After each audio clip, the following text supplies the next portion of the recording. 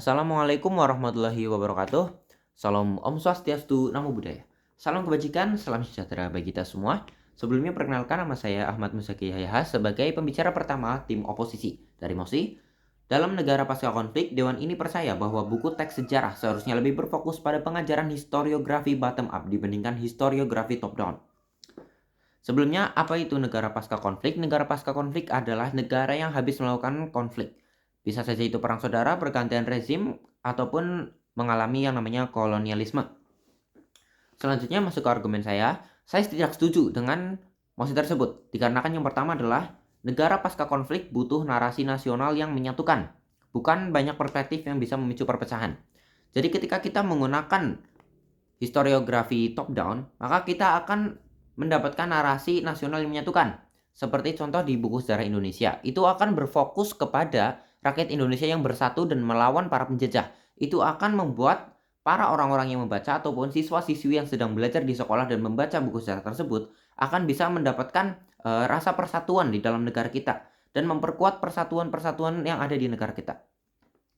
Selanjutnya adalah yang kedua, historiografi bottom up bisa memperkuat mentalitas korban dan dendam antar kelompok. Yang dimana ketika kita menggunakan historiografi bottom up, yaitu dari bawah ke atas, yaitu dari perspektif rakyat, itu akan bisa membuat ada perpecahan dari kelompok masyarakat.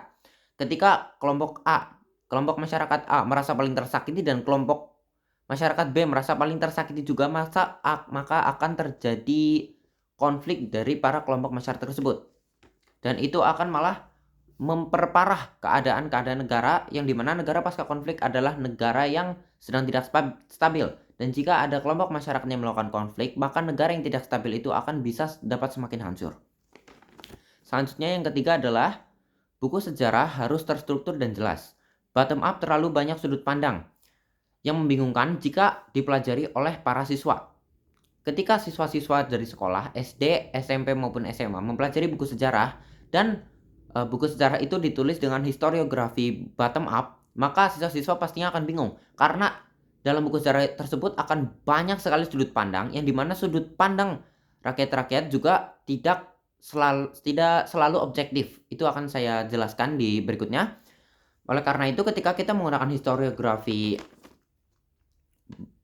top down, maka kita akan mendapat buku sejarah yang lebih terstruktur dan lebih jelas karena tidak menggunakan terlalu banyak sudut pandang dan akan dapat lebih objektif. Selanjutnya adalah perspektif masyarakat berbeda-beda. Ini terhubung dengan argumen saya yang sebelumnya, karena ketika masyarakat memberikan sudut pandang, maka masyarakat bisa saja memberikan sudut pandang yang tidak objektif. Kenapa? Karena ketika masyarakat mendapatkan trauma saat terjadi konflik di negara tersebut, maka rakyat-rakyat tersebut bisa merasakan yang namanya dendam. Dan ketika rakyat yang merasakan dendam tersebut diminta untuk memberikan kesaksian, maka rakyat tersebut bisa saja menceritakan hal-hal yang sebenarnya tidak terjadi, ataupun hal yang terjadi namun lebih-lebihkan ya, terlalu dilebih-lebihkan karena masyarakat tersebut merasakan dendam yang sangat besar ketika terjadi konflik tersebut dan dia mengalami konflik tersebut. Bisa saja dia kehilangan teman dekat ataupun kehilangan saudara dekat, kehilangan orang tua, kehilangan anak ataupun kehilangan pasangan. Itu akan membuat masyarakat merasakan dendam yang sangat besar dan memberikan pandangan yang tidak objektif. Dan jika pandangan tidak objektif tersebut dimasukkan ke dalam buku sejarah, maka buku sejarah itu akan menjadi sangat membingungkan ketika dibaca orang-orang yang ingin mempelajari sejarah-sejarah dari negara tersebut. Selanjutnya adalah historiografi top down membantu membangun stabilitas dan legitimasi negara.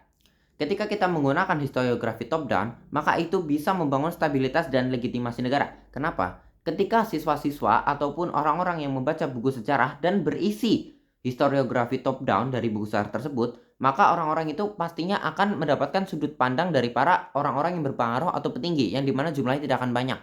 Contoh dari Insinyur Soekarno, Jenderal Sudirman, ataupun Raden Ajeng Kartini. Dari ketiga tokoh tersebut, pastinya dalam cerita-cerita akan sangat mencintai negara dan sangat mati-matian berjuang demi negara. Dan itu akan bisa membuat negara kita menjadi lebih stabil dan juga meningkatkan legitimasi negara. Karena masyarakat-masyarakat akan lebih percaya pada negara kita karena melihat cerita-cerita dari para orang-orang berpengaruh di negara yang sangat mencintai dan sangat mati-matian untuk berjuang demi negara masing-masing.